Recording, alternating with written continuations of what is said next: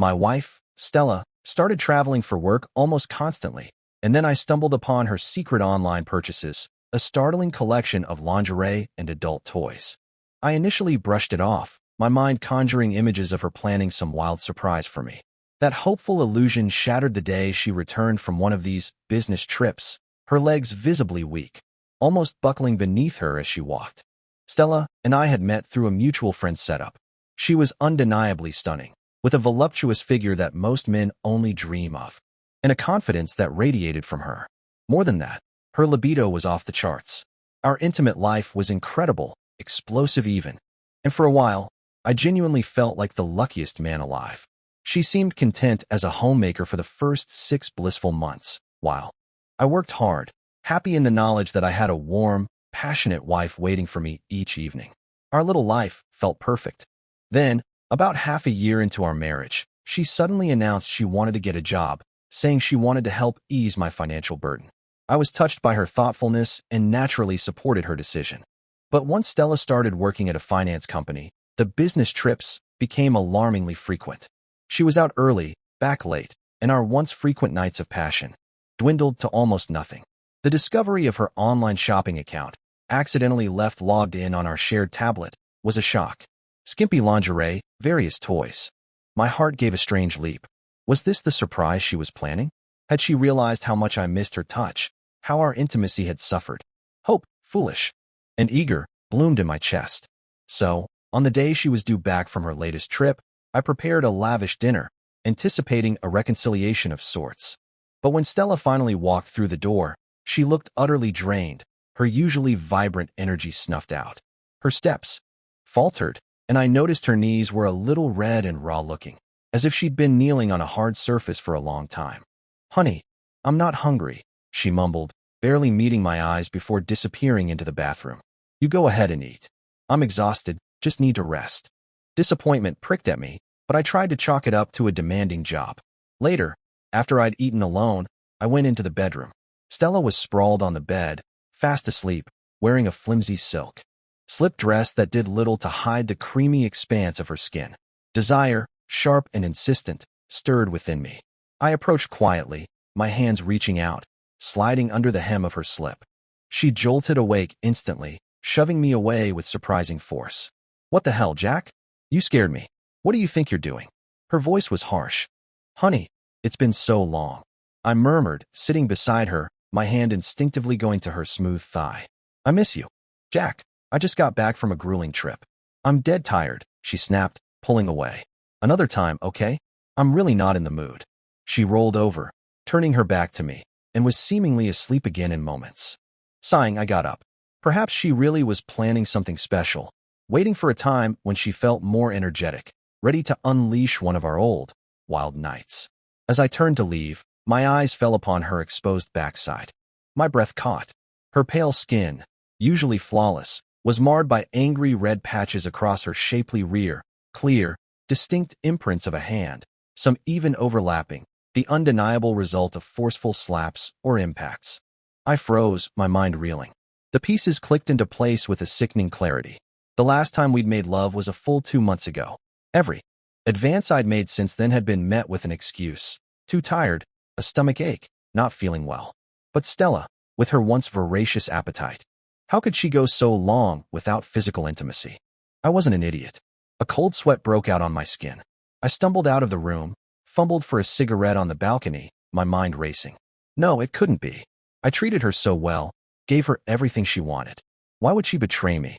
Yet, no amount of self-reassurance could ignore the mounting evidence. The frequent trips, her sudden coldness, the sex toys purchased in secret, and now these marks. The bitter truth was coalescing into an undeniable shape.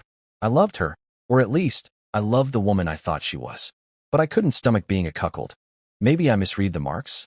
A sliver of desperate hope. I needed to be absolutely sure. I stubbed out my cigarette and crept back into the bedroom. Stella was sleeping soundly, curled on her side, clutching a pillow. I lay down gently behind her, carefully lifted her nightgown, and then, with trembling fingers, eased down the waistband of her black lace panties. Just as I'd pulled them halfway down, Stella stirred and woke again, her voice thick with annoyance. "You're so damn persistent. I told you I'm exhausted. If you're that desperate, go take care of yourself in the bathroom. Just don't bother me. She yanked the covers up, cocooning herself tightly.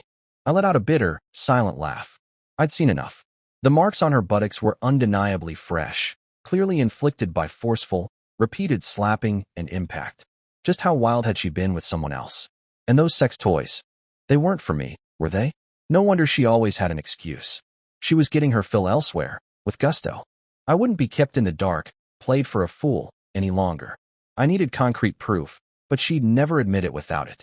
I decided to investigate, to find out exactly what she was doing on these business trips and during her long days away. The next morning, I called in sick to my own job, but told Stella I was heading to the office as usual. After she left, I waited in my car parked down the street. Soon, Stella emerged from our building. She was dressed in a sharp, fitted skirt suit and high heels, looking every bit the glamorous, successful professional. Before, I'd admired her professional polish. Now, it felt like a deliberate, provocative display. Did she really need to look that enticing for work? She was a married woman. She drove off in her little Mini, and I followed at a discreet distance, all the way to her company's underground parking lot. Everything seemed normal at first, but then, instead of heading to the elevator, she stood by her car, checking her phone, clearly waiting for someone. I scanned the area. A moment later, a sleek Audi A6 pulled up beside her. A man in a tailored business suit got out. Then, a scene unfolded that made my blood run cold. Stella's face broke into a wide, almost coquettish smile as she walked over and practically threw herself into his arms. He brazenly squeezed her backside, and they kissed deeply, passionately. Then, his hand slid up her short skirt, disappearing beneath the fabric. Naughty, Stella purred, her voice a low throb I could almost hear even from my car, feigning resistance while pressing even closer into his embrace. What if someone from the office sees us? Everyone's clocked in by now, baby, he chuckled, his voice confident. Anyone who's late gets docked $10. We're all alone down here. Slut. The word screamed in my head. I wanted to storm out of my car, to drag them apart, to beat them both senseless. But hearing their exchange, realizing he was likely her boss, I knew a physical confrontation would backfire spectacularly. I'd be the one facing assault charges. So I clenched my jaw, my knuckles white on the steering wheel, and forced myself to stay calm, to just watch as they embraced intimately, his arm possessively around her waist, before disappearing into the elevator together. Why? Why would she choose to betray me like this? Every time I'd reached for her, she'd claimed exhaustion, disinterest. Of course, she was tired from her illicit escapades. Elsewhere, in that moment, my heart didn't just break, it turned to solid ice. I felt like a colossal, pathetic fool. I'd worked myself to the bone for this woman, bought her anything her heart desired, never refusing her, no matter the cost. When she was a homemaker, I did my share. When she returned to work, I took on even more of the household chores, wanting to support her. I'd cherished her, carefully nurtured our marriage, poured my heart and soul into it. And this was my reward. Callous, calculated betrayal. I should have seen the signs sooner. She'd changed completely after starting that job. The constant rejections, the growing coldness, the inexplicable distance. Her heart, her mind, her body, they were no longer with me. Shame, white-hot anger, a bitter sense of injustice, and a deep, consuming hatred, a toxic cocktail surged through me. I chain-smoked 3 cigarettes, one after the other, before a sliver of rationality flickered back. She was cheating. That much was undeniable. But what now? Divorce her outright? After everything I'd done for her, everything I'd invested? Hell no. I wouldn't let her off that easily. Calming down, I realized that a direct confrontation, or even giving them the beating they deserved, wouldn't satisfy the rage consuming me. And if I seriously hurt them, I'd be the one facing legal consequences. No, I needed irrefutable proof. Then, and only then, would I make them pay. So, I drove straight to an electronics market and bought a miniature spy camera, complete with audio recording capabilities. Witnessing Stella's blatant affair had jolted me from my fool's paradise. I had to fight back. That evening, Stella came home late, having apparently eaten dinner out. As usual, she showered and went straight to bed, barely exchanging a few words with me. Lying beside her in the dark, seeing the silhouette of her long, pale leg draped over the duvet, I felt no flicker of my old desire, only a profound, sickening disgust. Once I was sure she was deeply asleep, I carefully took her phone. I'd already prepared a small listening bug app. I installed it, then used her fingerprint, lifted from a glass earlier, to unlock the device. Her main chat history was suspiciously pristine, just normal, everyday conversations with friends. Impossible. She must have been meticulously deleting everything. Then, under account management, I found it, a secondary account. A burner. I logged in. Bingo. The screen filled with frequent, intimate chats with a man named Mark. My hands trembled as I scrolled through their sordid history. Stella, my dear, I'm so glad you agreed to come work for my company. It's truly wonderful to see you every day. Perhaps now I finally have a chance to make up for all those years of regret. Stella, you should know, all these years, you've never really left my heart. Stella, you were absolutely incredible tonight. It's been far too long since I felt that good, that alive. Next time, if you could wear those black silk stockings, that would be even better. Stella, I absolutely love those little toys you bought. So damn exciting. How about next time we try them up in the mountains? Just the thought of it is making me stimulated. Their early messages were relatively innocuous, but about 2 months ago, coinciding exactly with when our own sex life had flatlined, their tone had shifted dramatically. They'd clearly slept together. The content of their chats became increasingly explicit, shockingly so. Stella, who had initially maintained a veneer of demureness in her texts, had become brazen, her language as wanton as her actions. Those sex toys. She hadn't bought them for me. They were a surprise for Mark. I bit my lips so hard I tasted the metallic tang of blood. It took a good half an hour to read through everything. Mark, it turned out, was Stella's college sweetheart. They had reconnected at a class reunion about 6 months prior. Learning that Stella was just a housewife, Mark had magnanimously offered her a position at his company. Their old flame had quickly rekindled, leading to a string of secret dates and clandestine trysts. The truly despicable part? Mark was married too. A quick look at his public social media profile showed a perfectly pleasant-looking wife and a smiling daughter who looked to be in about 4th grade. But what truly made my blood boil, what ignited a fresh inferno of rage within me, was a specific exchange that revealed their treacherous plan. Stella, my love, that demolition compensation for your husband's family property is coming through soon, isn't it? I hear that whole area is prime real estate. They should be looking at a payout of at least 8 to 10 million, wouldn't you say? And don't forget what I proposed, Mark had continued. Once that money is secured, we both file for divorce, and then we can finally be together, openly, and never be apart again. Don't worry, darling, Stella had replied, her words like acid in my gut. Jack does whatever I say. He trusts me completely. It'll be no problem at all. Excellent. I'll be waiting for your good news. Oh, by the way, my wife is visiting her parents tomorrow.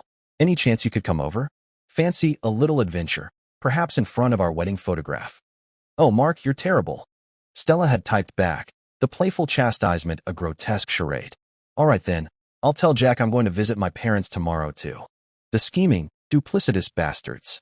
Not only betraying me, but also plotting to steal my family's hard-earned money.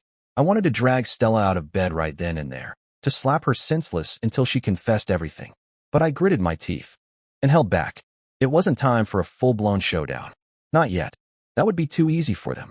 I carefully forwarded all the chat logs, complete with dates and times, to my own secure email account, then meticulously deleted them from her phone. I barely slept that night, my mind a whirlpool of anger and betrayal. Yet, the next morning, I had to plaster on a normal expression, even going so far as to make her breakfast. Thanks, honey, you're the best.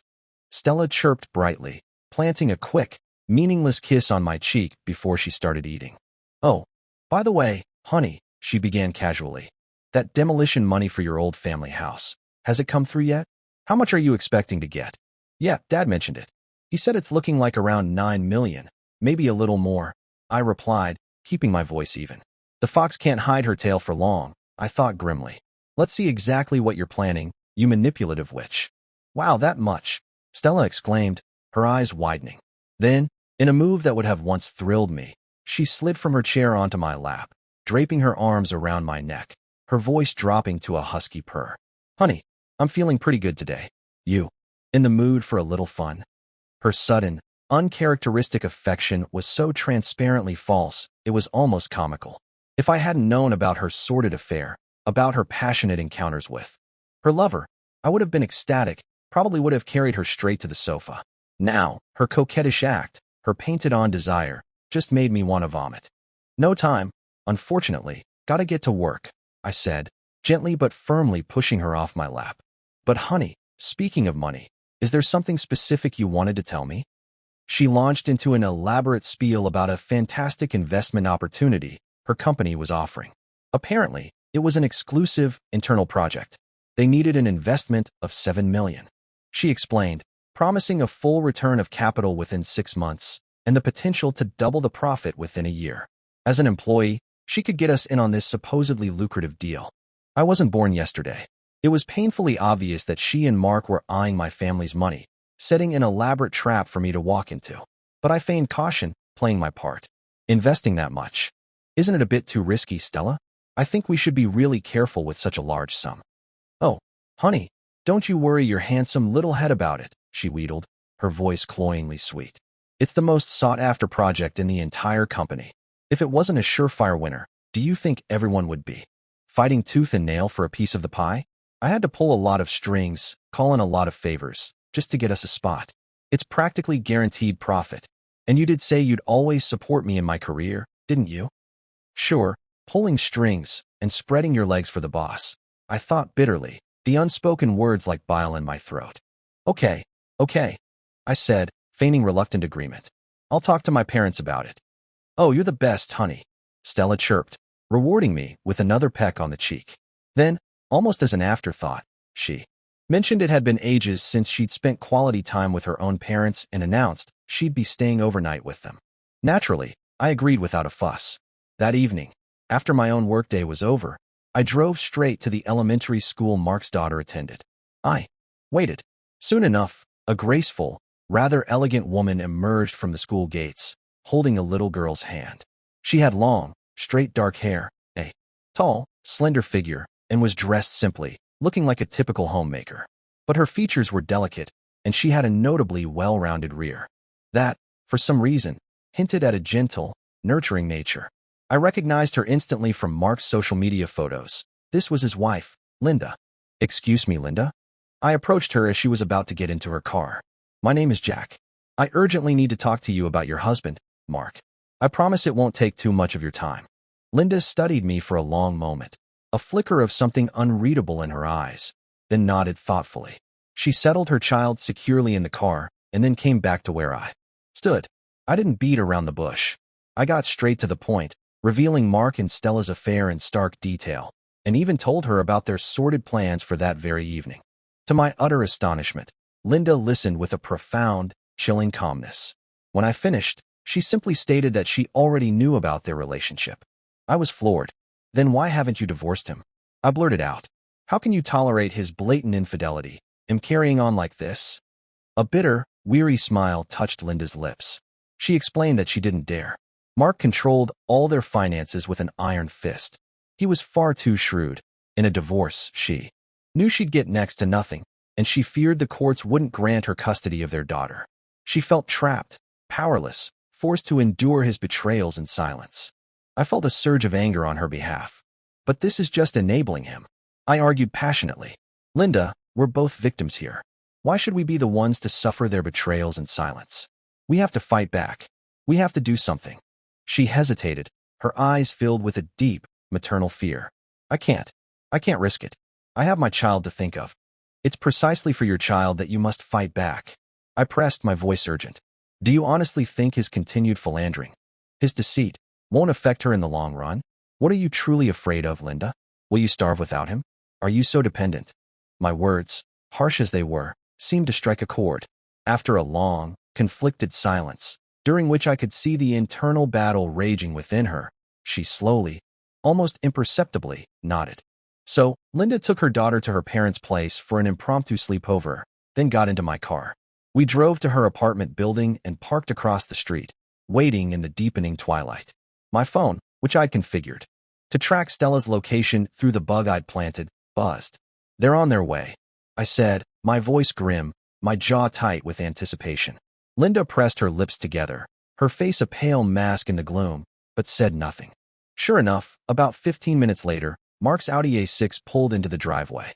They got out, Stella laughing at something he said, and then they were embracing openly, kissing passionately.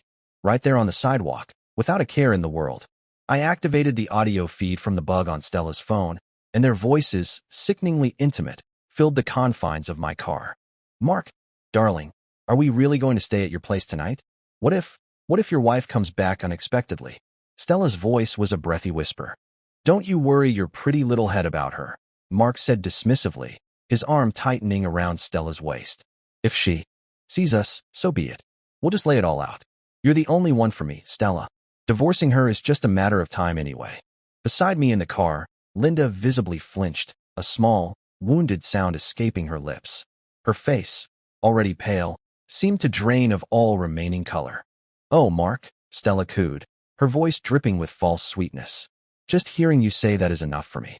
Once Jack's money comes through, we can finally be together openly, for everyone to see.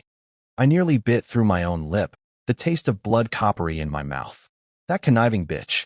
I'd given her everything, treated her like a queen, and not only did she betray me with such casual cruelty, but she was also actively plotting to steal my family's inheritance. Thankfully, I had a plan. I fought back the overwhelming urge to storm over there and tear them both limb from limb. They went inside the building. A few moments later, we heard the faint sound of their apartment door opening and closing.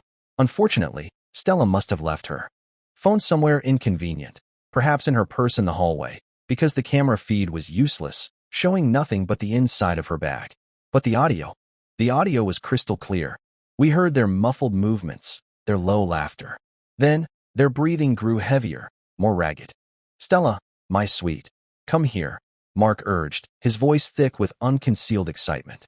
Oh, Mark, but your wedding photo is right there on the wall, Stella demurred, her voice a coy, calculated invitation. Isn't this a little awkward? Don't you think it adds a certain spice to the occasion? Mark chuckled. Now lift it up for me.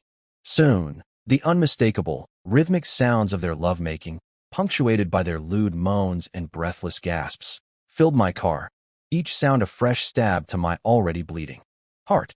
I felt a murderous rage boil up inside me. My wife, was upstairs, writhing in passion with another man, in his marital bed, beneath his wedding portrait. I glanced over at Linda. She wasn't faring any better. She was trembling violently, her face a mask of profound pain and humiliation. In that moment, a wild, reckless, almost desperate idea sparked in my mind. I grabbed her hand, my grip tight. You heard all that, Linda. Your patience, your suffering, it's meaningless. He'll divorce you sooner or later and leave you with nothing. Don't you want revenge? Why should they get to have all the fun, all the pleasure, while we're left to suffer like this? Before she could even process my words, let alone answer, I leaned in and kissed her, hard. Linda gasped, pushing me away, her eyes wide with shock. Jack, this isn't right. And what they're doing upstairs is right. I countered, my voice raw with a shared sense of outrage. We've got nothing left to lose, Linda. Nothing. I kissed her again, fiercely, possessively. This time, my words, my desperation, seemed to break through her shock. She melted into the kiss, her eyes closing, her response hesitant at first, then gaining a desperate, hungry passion that mirrored my own. Like me, she'd clearly been starved of affection, of intimacy, for a very long time. Her response grew feverish, almost frantic. The confines of the car were too cramped, too restrictive for the storm that was brewing between us. I started the engine, my hands shaking, and drove to the nearest decent hotel. I booked their best suite. The moment the door closed behind us, I pulled her into my arms, and we fell upon each other like starving animals. We were like dry tinder and a spark, all our pent-up frustration, humiliation, and searing anger pouring out in a torrent of desperate, almost violent passion. Don't let Linda's usually gentle, reserved demeanor fool you, spurred by Mark's blatant betrayal, by the sounds of his infidelity still echoing in her ears. She was wild, insatiable, her nails raking my back, her cries matching my own. 5 times. We made love 5 times that night, each encounter more frenzied than the last. When we finally left the hotel in the early hours of the morning, my legs were so weak I could barely walk straight. For the next week, I had to continue the charade with Stella, acting the part of the oblivious, supportive husband. Meanwhile, Linda and I met. A few more times, our shared desire for revenge, and the surprising intensity of our physical connection, forging an unlikely, dangerous bond. Then, the news I'd been waiting for. The demolition money officially came through. Stella, who seemed to have an uncanny knack for sniffing out financial information, somehow heard about it almost immediately and rushed to ask me. Honey, I heard the money for the old family house is in. Have your parents transferred it to you yet? My boss, Mark, he's really pressing me about that investment. If we don't get the funds in soon, he said someone else will get our project shares. Oh, is it that urgent? I asked, feigning innocence. It's a lot of money, you know. Dad said it's come through, but apparently there's still a ton of paperwork to sort out. Getting $7 million out of their accounts will probably take another couple of weeks, at least. What? 2 weeks? Stella almost shrieked, her composure cracking. The opportunity will be long gone by then. These kinds of money-making projects don't just wait around, Jack. Well, I mused aloud, as if an idea had just struck me. Doesn't your brother own that apartment downtown outright? Maybe he could mortgage it for a short-term loan. We'll pay him back the instant Dad's transfer clears, and of course, we'll give him a little extra for his trouble. Say $50,000? How about that? Stella's face clouded over. She looked distinctly uneasy. Why don't you try to get a loan? Why does my brother have to be the one to do it? Darling, this apartment we're living in is rented, remember? I said smoothly, the excuse already prepared. I don't have any property to mortgage for that kind of substantial sum on such short notice. She still hesitated, clearly reluctant, but the pressure of time, of potentially losing out on Mark's lucrative deal, was clearly weighing on her. After I repeatedly, earnestly assured her that we would repay the loan immediately, the moment my parents' money was available, she finally, grudgingly, agreed. Her brother, as I'd anticipated, was greedy and always on the lookout for an easy buck. The prospect of pocketing a $50,000 bonus for essentially doing nothing more than signing some papers was too tempting for him to resist. He jumped at the chance. The fish was well and truly on the hook. A thrill of dark, triumphant satisfaction coursed through me. This slow burn, this intricate dance of deception, was far more gratifying than simply beating them to a pulp would ever have been. Once the loan was secured, Stella, true to form, immediately handed the entire sum over to Mark, as per their sordid agreement. They were both operating under the assumption that as soon as my family's money arrived to pay off her brother's loan, she would promptly file for divorce from me, and they would be free to build their new life together. Their audacity, their recklessness, grew with each passing day. One evening, Stella was actually video calling Mark right there in our marital bed, writhing suggestively under the covers, deliberately tugging at her nightgown to give him glimpses, even audaciously positioning the phone under her skirt for a more intimate view. When I casually asked who she was talking to with such animation, she just waved a dismissive hand and said, "Oh, just a girlfriend, catching up." That was it. The final straw. I couldn't take her blatant disrespect, her utter contempt for me and our marriage, a moment longer. I went into the other room, took out my phone, and sent the selection of intimate, compromising photos Linda and I had taken during our encounters directly to Mark's phone. There was no need for further pretense, no point in prolonging the charade. A moment later, Mark's call came through, his name flashing angrily on my screen. I hesitated for a split second, then stepped out onto the balcony to answer, but remained silent. "You motherfucker." Mark's voice exploded from the speaker, raw with fury. "Who the hell are you, messing with my woman? You dare touch her? Tell me who you are, you son of a bitch, and I'll find you and kill you." He spewed a torrent of vile abuse and threats. I didn't get angry. In fact, I felt a grim, cold satisfaction. He was rattled, completely unhinged. When he finally paused for breath, his voice was ragged. "Speak up. Don't play dumb with me. Scared now, are you, you coward?" I remained silent, determined to infuriate him further, to let him stew in his own toxic rage. "Heh," he suddenly sneered, a dawning, venomous realization in his tone. "You're Jack, aren't you?" How he'd figured it out so quickly, I didn't know, nor did I care. "So, you finally know about Stella and me." I opened my mouth as if to speak, then closed it again and simply hung up. What was there to say to scum like him? Just then, Stella emerged from the bedroom, dressed in a ridiculously short, tight skirt that left little to the imagination. "Honey, I just have to pop out for a bit. Don't forget to chase up your parents about that money, okay?" "Oh," I replied, my voice deliberately flat. I didn't even bother asking where she was going. Mark had obviously summoned her, his fury no doubt palpable even over the phone. Since Mark knew, Stella would soon know too.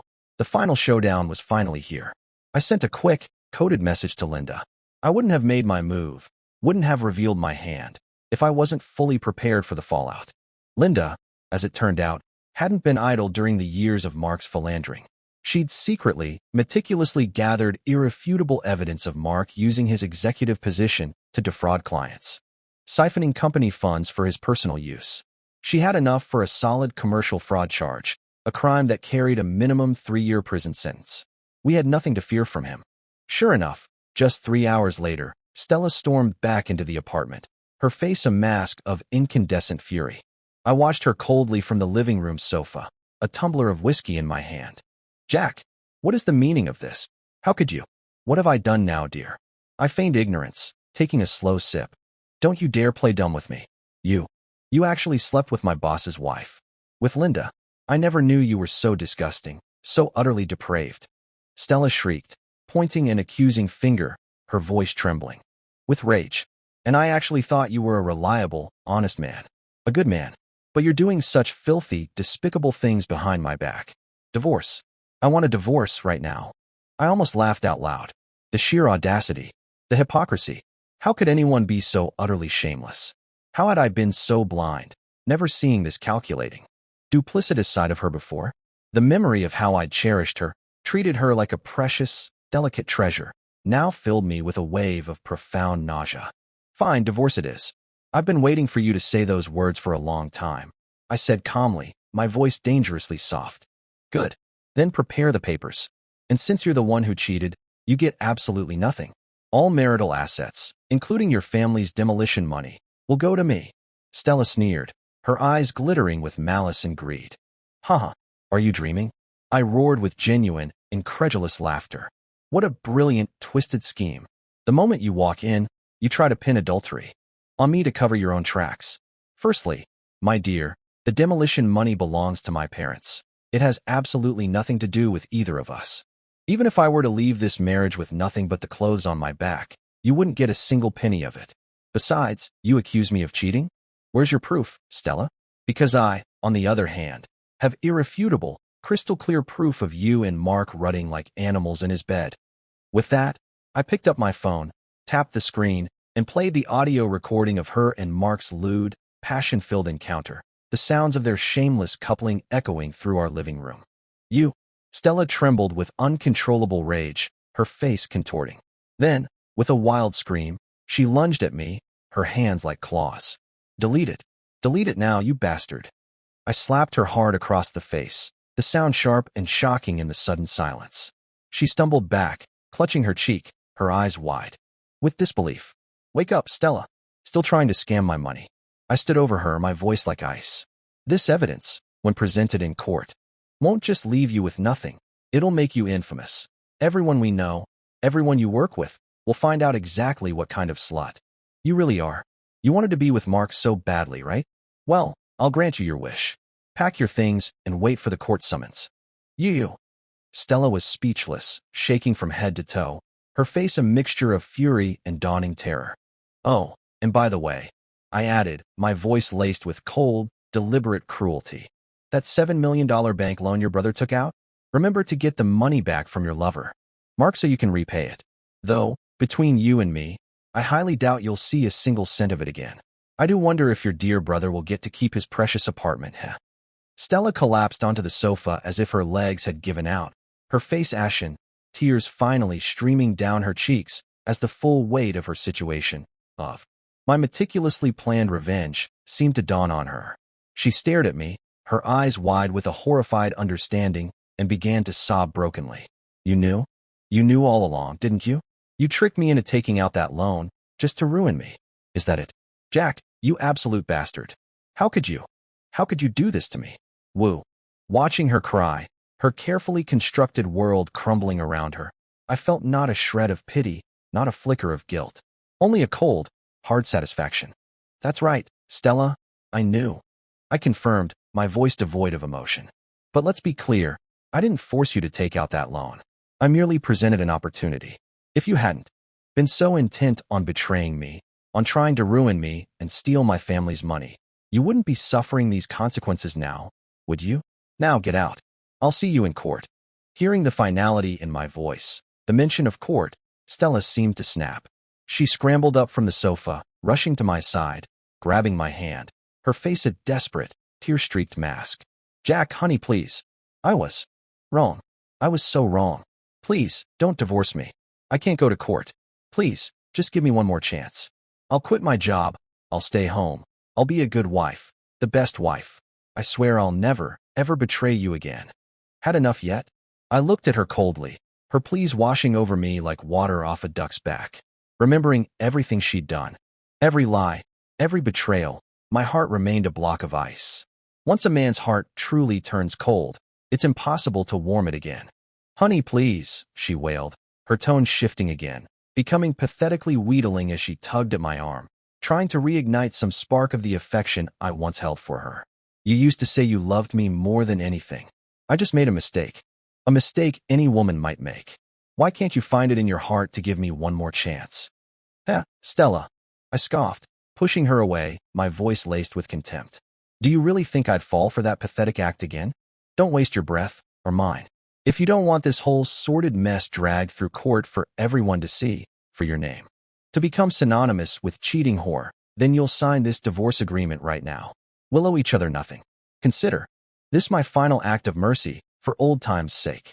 Don't wait for me to change my mind and decide to make this very, very public." Seeing that I was completely unmoved by her tears or her pleas, that my resolve was absolute, Stella finally gave up. Her face hardened, her eyes filled with a venomous hatred. She snatched the pen from my hand, scribbled her signature on the papers, then glared at me, her teeth gritted. "Jack Chen, you're ruthless. Absolutely ruthless." With that, she stormed off to the bedroom, hastily packed her bags, and left without another word. I didn't try to stop her. I didn't even watch her go. Linda didn't waste any time either. The very next day, she took the comprehensive evidence of Mark's fraudulent activities to the relevant authorities and filed a formal, detailed complaint. Mark was arrested that same day. After a thorough investigation and trial, he was eventually sentenced to 5 years in prison. Linda successfully sued for divorce, gaining full custody of their daughter and a significant portion of their remaining assets. The cheating pair got what they so richly deserved. After my divorce from Stella, we had no further contact. It took a long, challenging time for me to fully recover from the wreckage of that failed marriage, to rebuild my trust in others and in myself. Later, I heard through the grapevine, from mutual acquaintances, that Stella was doing very poorly. Because of the defaulted loan, her brother's apartment had indeed been repossessed by the bank. Her entire family, furious and feeling betrayed by her actions, had disowned her completely. People in her old social circles, aware of the scandal, avoided her like the plague. Unlucky in love, lucky in business, as the old saying goes. I used a portion of my family's demolition money to resign from my job and start my own company. To my surprise, it did remarkably well. Within 6 months, I'd bought a new, larger apartment and a respectable car, an Accord. It's worth mentioning that Linda and I stayed in touch for a while. She was raising her child alone, hadn't remarried, and had bravely opened her own small, but surprisingly successful, restaurant. We often met for late-night suppers, just to talk, to unwind. These evenings usually, and quite naturally, ended up at a hotel. Our encounters were always thoroughly satisfying, a release for the both of us. But our relationship remained purely physical, an unspoken understanding between two people who had been through a similar fire. We both knew, without ever needing to say it, that it couldn't progress further into anything more serious. Then, my family, ever concerned for my well-being, arranged another blind date for me. With my current financial success and stability, finding a new partner wasn't objectively difficult, but I no longer trusted my own judgment in matters of the heart. This time, however, it was a young woman introduced by a distant, respected relative, someone well vouched for, from a good family, deemed thoroughly reliable. And it turned out the elder's judgment, in this instance, was sound. My new wife, Sarah, was 3 years younger than me. Not stunningly beautiful in the way Stella had been, but pleasant-looking, with a kind smile and warm eyes. More importantly, she was gentle, sensible, down-to-earth, and incredibly respectful to my parents. She managed our home with an effortless grace, creating a peaceful, supportive environment that allowed me to focus wholeheartedly on growing my career. After remarrying, I completely and amicably cut off all contact with Linda. My relationship with Sarah was strong, stable, and deeply happy. One joyful day, Sarah's pregnancy test showed 2 bright pink lines. Overjoyed beyond words, I immediately took her on a lavish shopping spree, swiping my credit card freely for anything and everything she even glanced at. And we even started planning a celebratory baby moon vacation. But as fate, with its twisted sense of humor, would have it, after our shopping spree, when we went to a rather upscale restaurant for a celebratory dinner, I saw Stella. Sarah and I had just settled at a comfortable corner table when an angry, indignant voice erupted from a nearby booth. What in God's name is this? There's a hair in our food. How are we supposed to eat this disgusting mess? Then, another voice, equally irate. What kind of incompetent waitress are you? This is unacceptable. I want to speak to your manager. I'm going to file a formal complaint. I'm so sorry, sir, madam. It wasn't intentional, I assure you. Hearing the waitress's familiar, trembling voice, I instinctively turned my head. My breath caught in my throat. It was Stella. She was tearfully, profusely apologizing to the irate, red-faced customers. The restaurant manager rushed over, immediately began berating Stella harshly in front of everyone, and then curtly informed her that the entire cost of the offending steak would be deducted from her wages. This was a high-end Western restaurant. I'd idly glanced at the menu earlier. The cheapest steak on offer was nearly $2,000. For a waitress, that was probably half a month's salary, if not more. It had been a little over a year since our divorce, the first time I'd laid eyes on her. She was noticeably thinner, her skin no longer as fair or radiant as it once had been. None of her former vivacity, her confident sparkle, remained. She looked like a completely different, broken person. Waitress, we'd like to order, please. Sarah called out cheerfully, completely oblivious to the drama unfolding nearby, or to my sudden internal turmoil. What are you just standing there for, gawking? Can't you see these customers want to order? The manager snapped at Stella again, his voice sharp with irritation. As Stella, her face still streaked with tears, turned and began to approach our table, I quickly averted my gaze, pretending to be engrossed in the wine list. Good evening, Stella said, her voice low and still slightly shaky, though she was clearly trying to force a professional smile. May I take your order? Oh, honey, I'm in such a wonderfully celebratory mood today, Sarah said playfully, reaching across the table to squeeze my hand. So, I'm not going to even try to save your wallet tonight. Order whatever you like, my love. I mumbled, still not daring to look directly at Stella, terrified she might recognize me. Excellent. We'll have 2 of your finest ribeye steaks, medium rare, and a bottle of that excellent Cabernet Sauvignon you have listed. Thank you, Sarah ordered with a radiant smile. Certainly, madam, sir. It will be just a moment.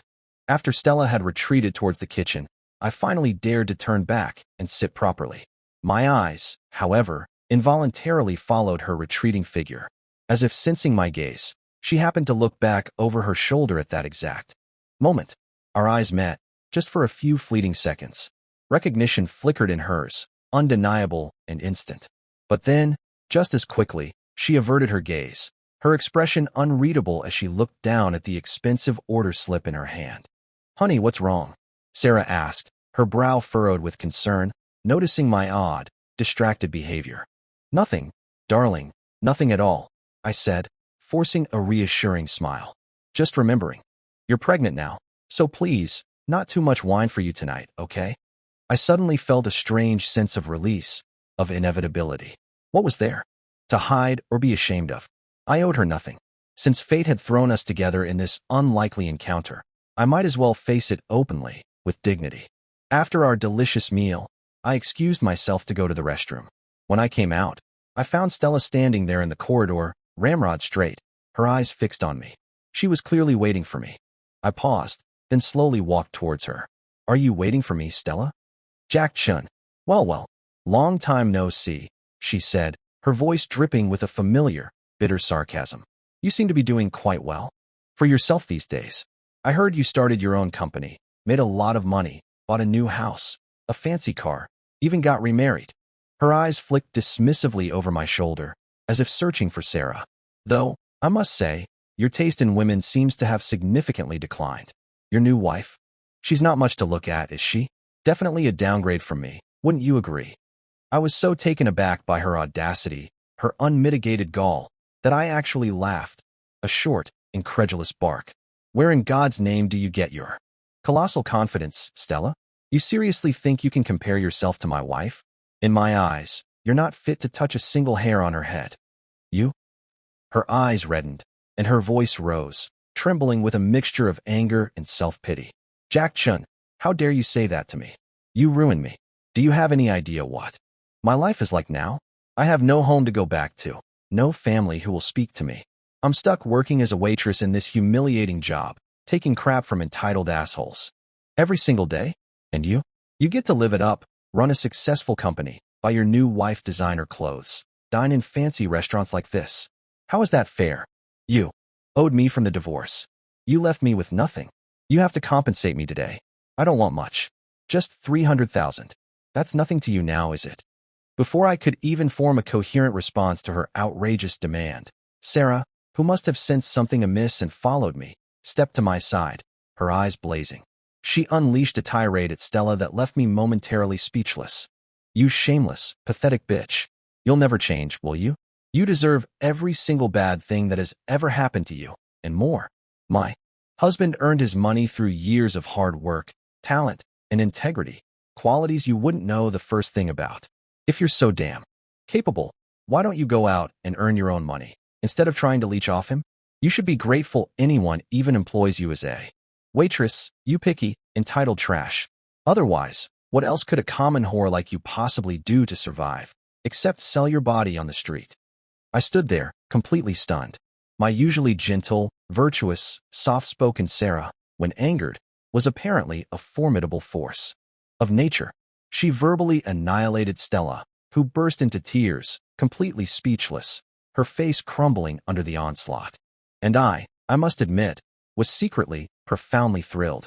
Sarah's scathing words were exactly what I had wanted to say, what Stella so desperately needed to hear.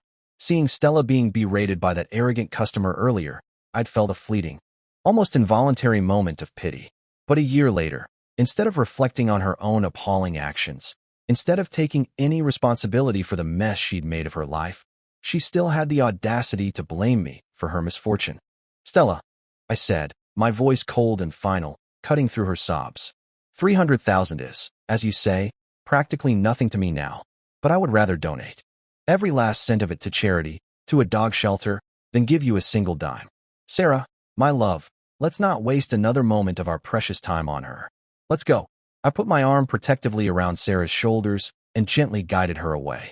Stella sank to the floor, right there in the restaurant corridor, her head buried in her hands, her body racked with deep, agonizing sobs.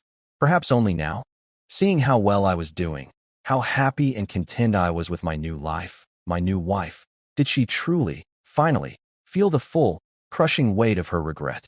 Outside the restaurant, as we walked towards the car, Sarah confessed. She'd recognized Stella the moment she'd come to take their order. Apparently, when we were moving into our new apartment together, Sarah had stumbled upon an old photograph of Stella that I'd inadvertently left behind. She'd deliberately ordered that expensive bottle of wine, she admitted with a mischievous twinkle in her eye, just to rub it in Stella's face. Otherwise, she'd never have splurged like that on a simple dinner out. Hearing this, I couldn't help but laugh out loud, a deep, genuine laugh of pure joy and relief. I hadn't misjudged her this time. This was the kind of intelligent, spirited, loyal wife worth spending a lifetime with. This was real happiness,